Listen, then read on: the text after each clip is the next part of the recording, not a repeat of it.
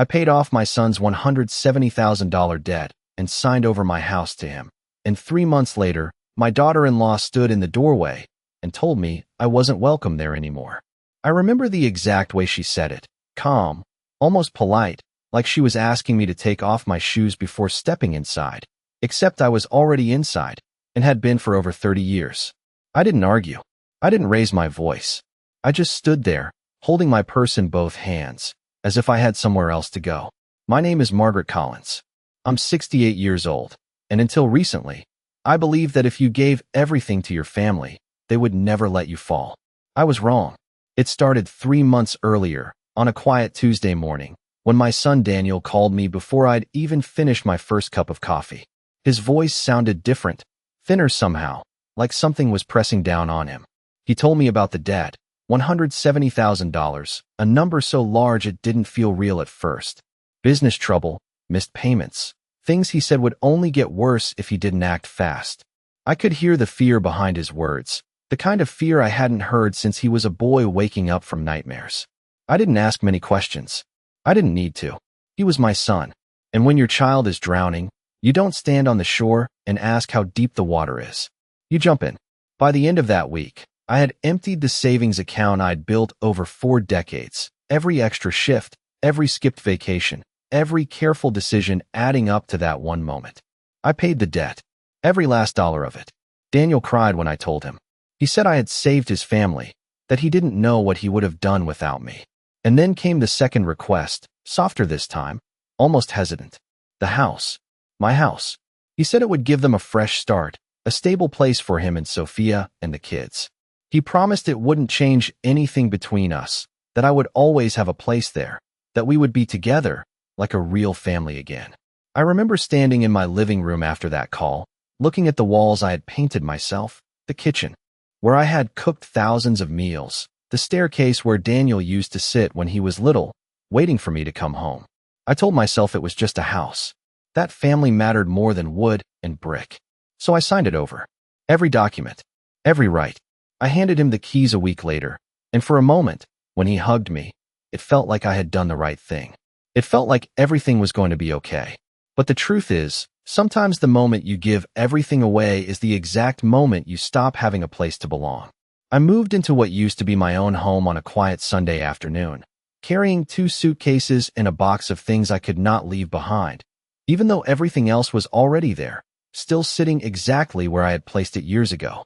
Sophia greeted me at the door with a smile that looked practiced, the kind that stays on the lips but never quite reaches the eyes. She hugged me lightly, like we were distant relatives seeing each other after a long time, not a woman stepping into a house she had just signed away to them. Daniel was behind her, adjusting something on his phone, barely looking up, but when he did, he gave me a quick smile and said everything was going to be better now. I told myself to believe him. The first few days felt almost normal, at least on the surface. I made breakfast in the same kitchen, though I noticed Sophia preferred to rearrange things after I finished, moving plates and utensils into places that did not feel natural to me.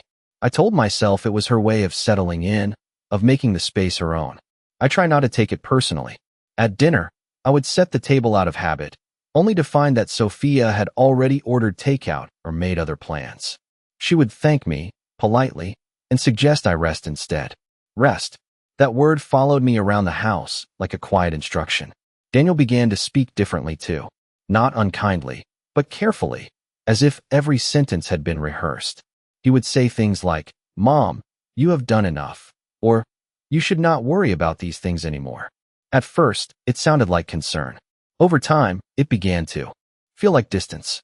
My room was no longer the one at the end of the hallway, the one with the large window that faced the backyard I had planted myself. Sophia explained, gently, that they needed that room for a home office. I nodded and moved my things into the smaller guest room near the stairs. It was temporary, she said. Everything was temporary. I repeated that word to myself as I unpacked my clothes into a dresser that still smelled faintly of cedar and someone else's perfume. Days turned into weeks, and small things began to add up in ways I could not ignore. Conversations would stop when I entered a room. Decisions were made without me, about renovations, about finances, about plans for the future. I would hear about them later, as if I were being informed rather than included. One evening, I stood in the hallway and listened as Sophia laughed softly in the living room, her voice carrying just enough for me to catch a single sentence. She said, "Now we can finally do things our way." There was nothing openly cruel about it, nothing that could be pointed to as a direct insult, but something in the way she said it settled deep in my chest. I realized then that the house no longer felt like a place I belonged, even though every corner of it still held pieces of my life. I had given them everything I thought they needed to build a future, and slowly, quietly, I was beginning to understand that in doing so, I had erased my place in it. It was a Wednesday evening when I realized just how invisible I had become in a house that used to echo with my voice. I had spent the afternoon folding laundry, not because anyone asked me to, but because I did not know what else to do with my hands anymore. The rhythm of small tasks had always grounded me, given my days a sense of purpose. But now, even those quiet routines felt misplaced, like I was borrowing time in someone else's life. When Daniel came home, he walked past me in the hallway without noticing I was there at first. He stopped, startled, and gave me a quick apology, the kind people offer strangers when they almost bump into them in a grocery store. It was polite. It was distant. Later that night, I overheard them again. I was not trying to listen, but the walls in that house had always been thin, and their voices carried easily through the hallway. Sophia was speaking in a low, steady tone, the kind she used when she wanted to sound reasonable. She said, "We cannot keep living like this, Daniel. It is not sustainable." There was a pause, and then his voice, softer, uncertain. "She is my mother." Another pause, longer this time. Then Sophia again, quieter but sharper. "And this is our life." I stood there in the dark, just outside my room, my hand resting against the doorframe, feeling something inside me settle in a way I could not undo. It was not anger. It was not even sadness. It was clarity. The next morning, I woke up earlier than usual, before the sun had fully risen, and I sat at the small desk in my room, looking out at the backyard. The garden I had planted years ago was still there, though it no longer felt like mine. Someone else had trimmed the hedges differently. The flowers I used to care for had been replaced with ones Sophia preferred. Even the color of the patio furniture had changed. Small details, quiet changes. But together, they told a story I could no longer ignore. At breakfast, Sophia spoke about renovations. She talked about knocking down a wall to open up the living space, about replacing the cabinets, about making the house feel more modern. She spoke as if she had always lived there, as if the past had already been cleared away. Daniel nodded along, occasionally glancing at me, as if waiting for some kind of reaction. I gave him none. I stirred my coffee slowly, watching the surface ripple, and said nothing. That was when I noticed something else. My name was no longer part of their conversations about the future, not even as an afterthought. It was as if I had already been placed somewhere else in their plans, somewhere outside the frame of what they were building. That afternoon, I opened the closet in my room and looked at the few things I had brought with me. Clothes, photographs, a small jewelry box. Everything else I had owned, everything that had once defined my life, was now part of their home, their space, their story. And I realized something I should have understood much sooner. I had not just given them a house. I had given them the power to decide whether I still belonged inside it. And slowly, quietly, they were deciding that I did not. The shift did not happen all at once, and that was what made it harder to confront, because there was never a single moment I could point to and say that was when everything changed. Instead, it came in quiet adjustments that slowly rewrote my place in the house. It began with the small routines that used to belong to me. The grocery lists I had always managed were now written by Sophia, taped neatly to the refrigerator in handwriting that was not mine. The television programs I used to watch in the evenings were replaced by shows I did not recognize, and when I sat down to join them, the volume would lower, conversations would thin out, and after a few minutes, I would find myself standing again, unsure why I had sat down in the first place. Even the mail stopped coming with my name on it.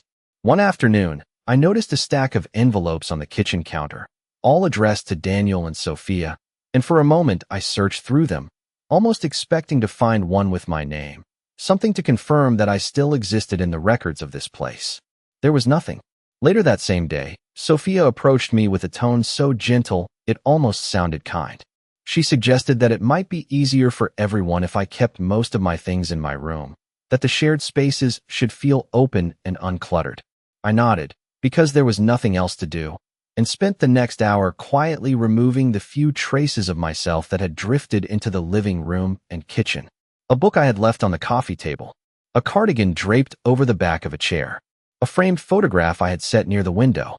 Each item returned to my room felt like a small retreat, a step backward into a space that was becoming smaller by the day. Daniel watched all of this with a kind of uneasy patience, as if he knew something was wrong but had already decided not to interfere. Once I caught him, looking at me when he thought I was not paying attention, his expression uncertain, almost apologetic, but when our eyes met, he looked away quickly and asked if I needed anything. I told him I did not. The truth was, I no longer knew what I could ask for. That evening, as I stood in the kitchen rinsing a cup I had barely used, I heard Sophia speaking on the phone in the next room. Her voice was light, conversational, but there was a sharpness underneath it that I had begun to recognize. She said, "It is working out exactly the way we planned." And then she laughed softly, a sound that lingered in the air long after she ended the call. I did not move. I kept the water running over the cup, watching it fill and spill over, as the meaning of her words settled into something solid and undeniable. Planned. That was the word that stayed with me. Not accidental. Not temporary. Planned. In that moment, something inside me grew very still. I turned off the faucet, dried my hands, and looked around the kitchen one more time, taking in every detail as if I were seeing it from the outside. The cabinets I had once chosen. The counters I had wiped clean every night for years. The window that used to frame my mornings. It all felt distant now, like a place I had visited long ago. And for the first time, I stopped telling myself that things might go back to the way they were, because I finally understood that what I was witnessing was not a misunderstanding or a phase, but a quiet, deliberate reshaping of a life that no longer included me. The next shift came quietly, almost gently, the kind of change that could be mistaken for kindness if you were not paying close attention. It happened on a Friday morning, when Sophia knocked lightly on my door before opening it just enough to step inside. She carried a folded piece of paper in her hand and a soft smile on her face, the kind she used when she wanted something to sound reasonable. She sat on the edge of the chair across from me and began to speak in a calm, measured tone, explaining that they had been thinking about what would be best for everyone moving forward. She said the house was going through a lot of changes, that the renovations would make things complicated, noisy, and inconvenient, especially for someone my age. She paused then, watching my face carefully, as if measuring how much I understood before she continued. She suggested that I might be more comfortable somewhere quieter, somewhere designed for people who needed less stress and more support. She mentioned a senior living community just 15 miles away, describing it as peaceful, well-managed, and full of people I could relate to. I listened without interrupting, my hands folded neatly in my lap, my posture straight, as if I were a guest being presented with options rather than someone being guided out of her own life. Daniel stood in the doorway behind her, silent, his presence more shadow than substance.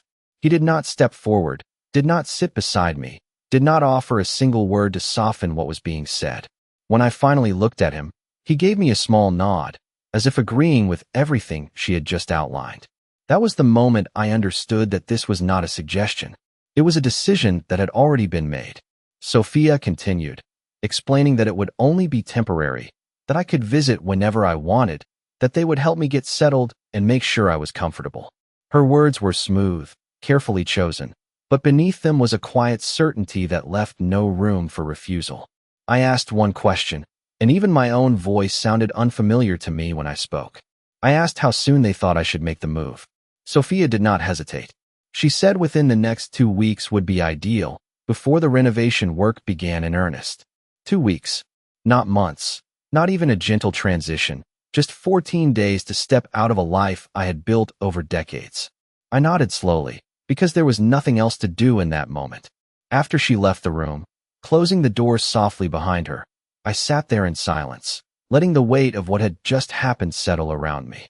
I did not cry. I did not raise my voice. I simply reached over to the small dresser beside my bed and opened the drawer where I kept the few documents I had brought with me. My fingers rested on the edges of the papers for a moment longer than necessary, tracing the corners, feeling the thickness of each page. They thought I had given everything away. They believed the story was already finished. And as I sat there in that quiet room, I realized something they had not considered. I had been careful, even when I was being generous. And sometimes, the smallest details are the ones people overlook when they think they have already won. The house grew quieter after that conversation, but it was not the kind of quiet that brings peace. It was the kind that settles in when something has already been decided and no one feels the need to speak about it anymore. Over the next few days, I began to notice how efficiently everything moved forward without me. Sophia started making phone calls in the afternoons, her voice low and organized, discussing contractors, schedules, and design plans. I heard her mention timelines, budgets, and delivery dates, all spoken with a confidence that suggested she had been planning this long before she ever stepped into my room with that folded piece of paper. Daniel stayed busy, leaving early and returning late. His conversations with me reduced to short, practical exchanges. He would ask if I needed anything, if I was comfortable, if I had started looking into the places Sophia mentioned. I would answer politely, always the same way, telling him I was fine, that I was taking care of things. He never asked what that meant, and I never explained. One afternoon, I decided to drive past the senior living community Sophia had suggested. It was exactly 15 miles away, just as she had said, a neat complex of identical buildings with trimmed lawns and quiet walkways. From the outside, it looked peaceful, almost pleasant, but as I sat in my car watching people move slowly along the paths, I realized something important. That place was not chosen for me because it was the best option. It was chosen because it was convenient for them. Close enough to visit occasionally, far enough to remove me from their daily lives. I drove away without going inside. When I returned to the house, I noticed that some of my things had already begun to disappear from the common spaces, not abruptly, but gradually, as if someone was preparing for my absence before I had even agreed to leave. A chair I used to sit in was moved to a different corner. The small plant I had placed near the window was gone, replaced with something new. It was subtle, but it was deliberate. That evening, I sat in my room with the drawer open in front of me, the same drawer I had touched the day Sophia gave me her timeline. Inside were the documents I had kept, the copies I had never mentioned, the details I had made sure were in place before I signed anything over. I had trusted my son, but I had also lived long enough to understand that trust does not replace preparation. I took one of the folders out and laid it on the bed beside me, running my hand over the cover, feeling the weight of it, not just as paper, but as something solid in a situation that had begun to feel uncertain. The next morning, I made a phone call of my own. I spoke calmly, clearly, giving my name and explaining that I needed to review a few documents and confirm certain arrangements. The voice on the other end recognized my name immediately, which told me everything I needed to know. When I ended the call, I sat for a moment, letting the silence settle around me once again. They believed they were guiding me out of their lives, step by step, with careful words and polite explanations. What they did not realize was that I had already taken a step of my own, one that would not be as easy to undo. And for the first time since I walked into that smaller room near the stairs, I did not feel uncertain. I felt prepared. 2 days after that phone call, I woke up with a clarity I had not felt in weeks, the kind that settles quietly but changes everything about how you move through the day. I did not rush.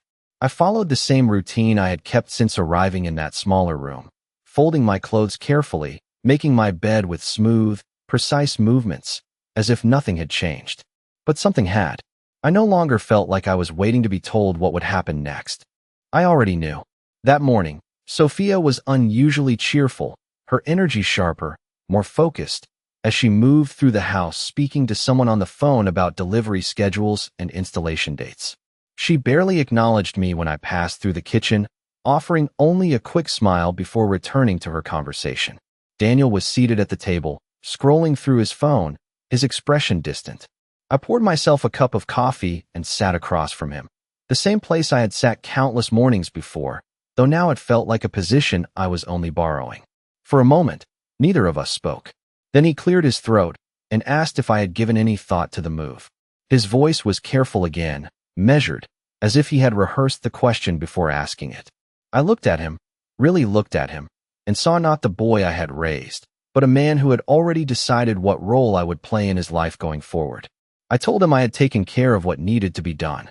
He seemed relieved by that answer, though he did not ask for details. That was the first sign that he no longer expected to be part of my decisions. Later that afternoon, there was a knock at the front door. Sophia answered it, her voice bright and welcoming, and I could hear her greeting someone in a tone she reserved for people she wanted to impress. I stepped into the hallway just as she let a man inside, well-dressed, carrying a leather folder. She introduced him as someone who would be helping finalize a few details regarding the house, her words smooth, confident, as if everything was proceeding exactly as planned. When she saw me, she hesitated for just a moment, then added that it would be a quick process, nothing I needed to worry about. I nodded, but I did not step back into my room. Instead, I remained where I was, watching as the man opened his folder and began to speak. There was a shift in his tone when he addressed me, a recognition that was not reflected in Sophia's introduction. He greeted me by name, clearly, respectfully, and for a brief second, I saw confusion flicker across her face. That was when I understood that whatever she believed about this situation, she did not have the full picture. The conversation that followed was calm, professional, but it carried a weight that changed the atmosphere in the room. Terms were mentioned, conditions clarified, details brought forward that had not been part of Sophia's version of events. I said very little, only enough to confirm what needed to be confirmed, my voice steady, my posture unchanged. Daniel stood nearby, his expression shifting from curiosity to uncertainty as he listened. Sophia tried to maintain control of the conversation, interjecting occasionally, but each time she did, the man responded with the same calm authority, referring back to documents that had been prepared long before this moment. I watched them both as the realization began to settle in, not all at once, but slowly, piece by piece. They had believed they understood the situation completely. They had believed the outcome was already decided. But as the conversation continued, it became clear that there were elements they had not accounted for, details that had been quietly put in place, waiting for the right moment to be acknowledged. And as I stood there in the hallway of the house I had once called my own, I realized that for the first time since all of this began, the balance had shifted, not loudly, not dramatically, but enough that it could no longer be ignored. The room felt different after that conversation, not because anything had physically changed, but because the illusion had finally been broken in a way that could not be repaired. Sophia stood near the edge of the living room, her posture still composed, but there was a tension in her shoulders now, a stiffness that had not been there before. She asked questions, carefully worded, trying to regain control of the situation, but each answer she received seemed to move her further away from the certainty she had been holding on to. Daniel remained quiet, his gaze shifting between the man with the folder and me, as if he were trying to piece together a version of events he had never been fully shown. I did not rush to explain. I did not raise my voice or assert myself in any dramatic way. I simply allowed the details to surface at their own pace. The man spoke clearly, outlining the arrangement that had been put in place at the time of the transfer, conditions that ensured the property could not be treated as a simple gift without consideration of the person who had originally owned it. There were protections, provisions that had been carefully included, not out of distrust, but out of experience. I had lived long enough to understand that generosity without structure can be easily redefined by those who benefit from it. Sophia tried to interrupt, suggesting there must be some misunderstanding, that the house had been signed over fully, that everything had been finalized. Her voice remained polite, but the edge beneath it was no longer hidden. The man listened patiently, then referred back to the documents again, pointing out specific clauses, dates, and signatures that confirmed otherwise. It was all there, in writing, exactly as it had been prepared. Daniel finally spoke, his voice uncertain, asking why he had not been made aware of these details. I looked at him then, not with anger, but with a calm that came from understanding something he had not yet accepted. I told him that I had trusted him, but I had also protected myself, that the two were not mutually exclusive, even if they felt that way to him now. He did not respond immediately. Instead, he lowered his gaze, as if searching for something that would make sense of what he was hearing. The silence that followed was heavier than anything that had come before, because it was no longer built on assumptions, or unspoken intentions. It was built on facts. Sophia stepped back slightly, her composure slipping just enough to reveal the calculation behind it. She realized then that the position she believed she held was not as secure as she had thought, that the timeline she had set, the plans she had outlined, were based on an understanding that was incomplete. I remained where I was, steady, composed, not needing to say more than necessary. For weeks, I had been guided, repositioned, quietly removed from the center of a life I had built. Now, without raising my voice, without forcing the moment, I had simply allowed the truth to take its place. And as the weight of that truth settled into the room, I could see it clearly in both of their expressions. They had believed the story was already written. They had believed I had stepped out of it. What they were only beginning to understand was that I had never left it at all. The silence that followed did not need to be filled, because everything that mattered had already been said without anyone raising their voice. The man closed his folder with a quiet, deliberate motion, as if sealing the final piece of something that had been in place long before this moment. Sophia stood still, her expression carefully controlled, but no longer confident. She asked one last question, her tone measured, as if she could still find a way to redirect what was happening.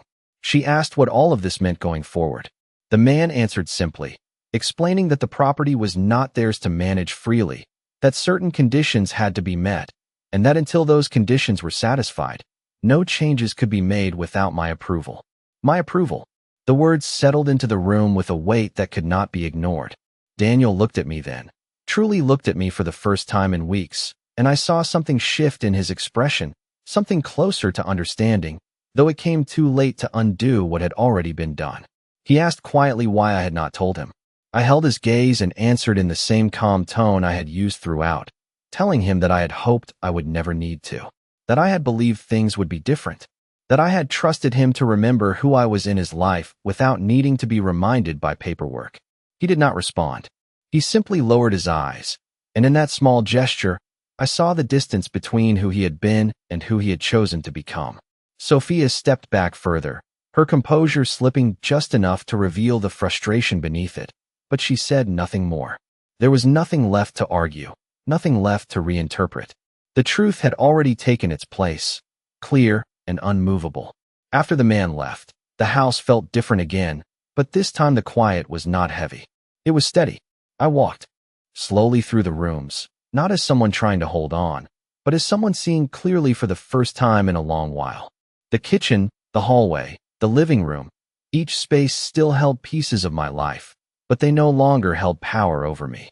I returned to my room and closed the door gently behind me, not as a retreat, but as a choice.